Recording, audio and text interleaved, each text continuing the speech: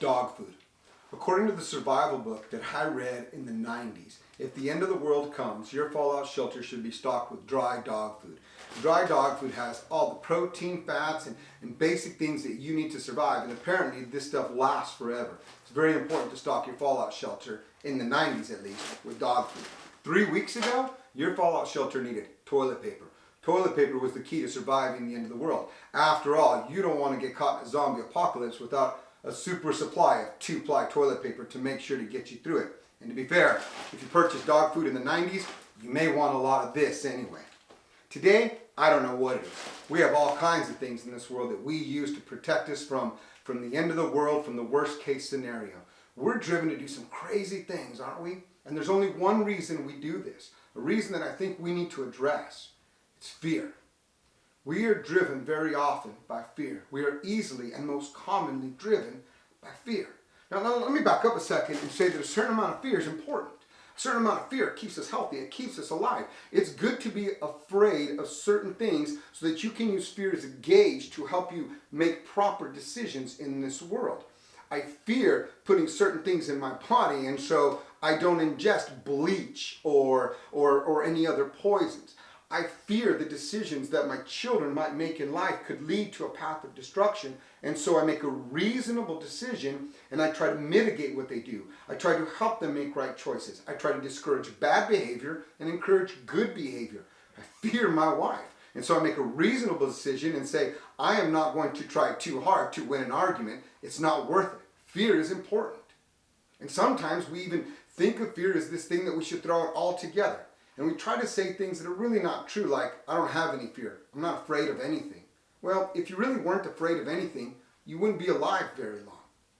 And there are those who try to live that way. They try to say, no, I'm no longer going to be afraid of anything, and I'm not going to allow fear to drive what I do. The problem with that person is that they endanger themselves and they endanger the people around them. They do it by doing things like saying, I'm not afraid of COVID, and so there's nothing that's going to keep me inside of my house. After all, every day more people die from whatever they pull out of some ridiculous statistic than they do COVID, and then they walk out into the world pretending everything's hunky-dory.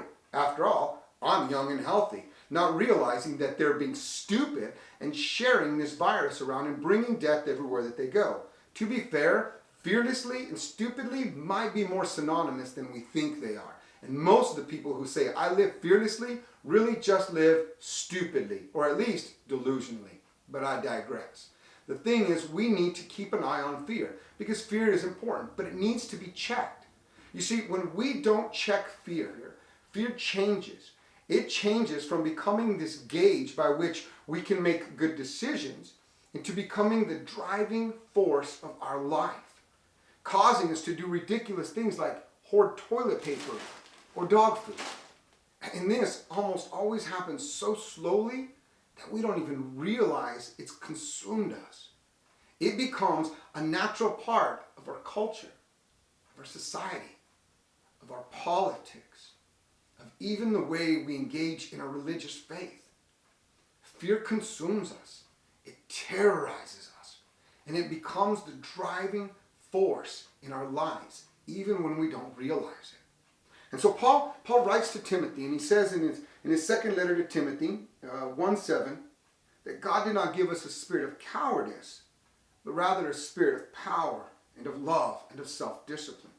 That's interesting, first off, that Paul contrasts fear with the power of love and self-discipline. See, when a wild animal is afraid, it becomes very dangerous. It doesn't act with love or with self-control. It acts in survival mode. It responds usually by trying to become more terrifying than whatever is threatening it. It shows its teeth, it snaps, it does whatever it needs to do in order to impose terror upon the threat. Do we do that? Seriously, how often do we do that? How often do we use fear to impose our power? How often do we try to intimidate and use fear in order to convey our own fears? How often do we try to use fear to bully or to push others or to even paint an enemy? Because when we do this, what we're engaging in is acts of terror. You're trying to terrorize people in order to get your way. You're trying to terrorize people in order to protect your way of life. You're trying to terrorize people to help them to see what you see. You are terrorizing people. And that, by definition, makes you a terrorist. That's not what we're called to be. Because the terrorist, Paul says, is the person who's driven by a spirit of cowardice. The Christian, on the other hand, is to be driven by the spirit of peace of God that allows love and self-control to drive us. See, we're commanded to allow love to drive us rather than fear. But being driven by love is scary. It's antithetical to what we're taught in this fearful world. Because being driven by love means that I'm no longer to prepare with dog food or with toilet paper, but instead I'm to prepare with acts of generosity, with empathy, and even to become vulnerable to the point of death, like Jesus did, or even vulnerable to the point of endangering my comfortable way of life, like the apostles did. We're also commanded to practice self-discipline. The Holy Spirit gives us the gift of self-discipline, but we are commanded to practice that. It's in the name. The fruit of the Spirit is self-discipline. Self. That means you discipline yourself. You have to intentionally take this act and say, I am no longer going to do this animal-like thing. We have to be responsible to act in ways that are in accordance with love, not with fear. And let me tell you something. They're diametrically opposed. Fear leads me to protect what's mine. Love leads me to give of myself for others. Fear leads me to become more terrifying than the threat, more terrifying than evil. Love leads me to embody hope and empathy. Fear leads me to need to paint the enemy in a certain light. Love leads me to try to restore all people into the community. Fear leads me to dog food and toilet paper. Love leads me to the communal feast of Christ. The Apostle John writes in 1 John 4:18, there's no fear in love, but perfect love casts out fear. For fear has to do with punishment, and whoever fears has not reached perfection in love. My question to you today is simple. Does fear have you, or does the peace of God have you? Because if fear has you, it leads to acts of terrorism and dog food. The peace of God leads to a sacrificial life that reflects Jesus' love back into creation. Something worth considering.